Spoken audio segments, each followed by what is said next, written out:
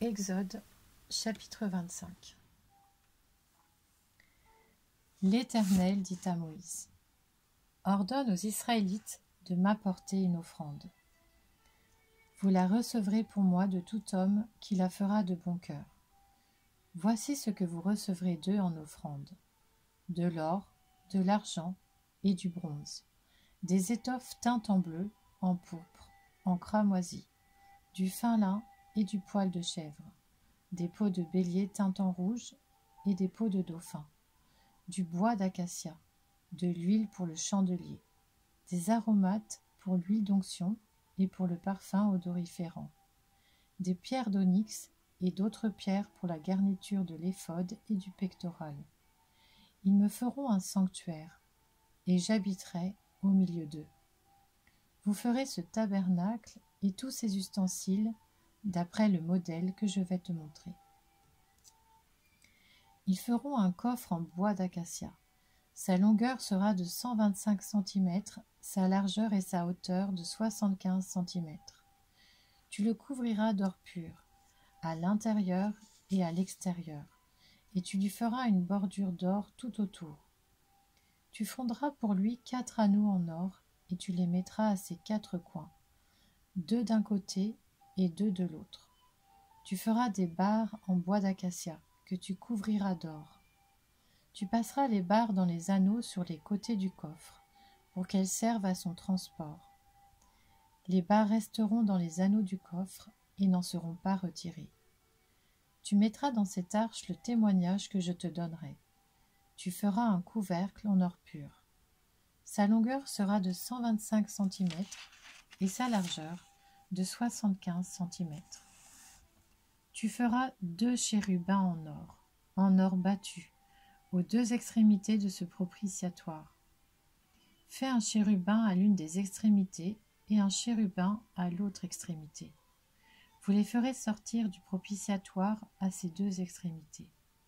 Les chérubins étendront les ailes par-dessus le propitiatoire. Ils le couvriront de leurs ailes et se feront face l'un à l'autre. Ils auront le visage tourné vers ce couvercle. Tu mettras le propitiatoire sur le coffre et tu mettras dans cette arche le témoignage que je te donnerai. C'est là que je te rencontrerai, du haut du propitiatoire, entre les 2 chérubins, placés sur l'arche du témoignage. Je te donnerai tous mes ordres pour les Israélites. Tu feras une table en bois d'acacia.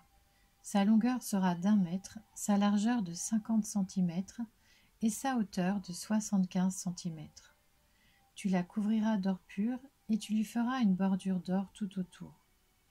Tu feras tout autour un cadre de 8 cm de large sur lequel tu mettras une bordure d'or tout autour.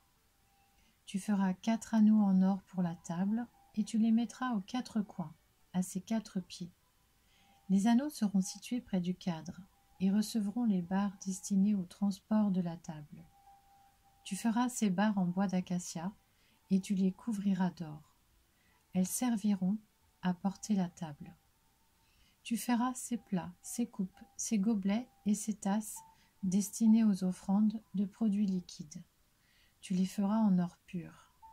Tu mettras constamment les pains consacrés sur la table devant moi. Tu feras un chandelier en or pur. Ce chandelier sera fait d'or battu. Son pied, sa tige, ses coupes, ses pommes et ses fleurs seront d'une seule pièce. Il y aura 6 branches qui sortiront de ses côtés.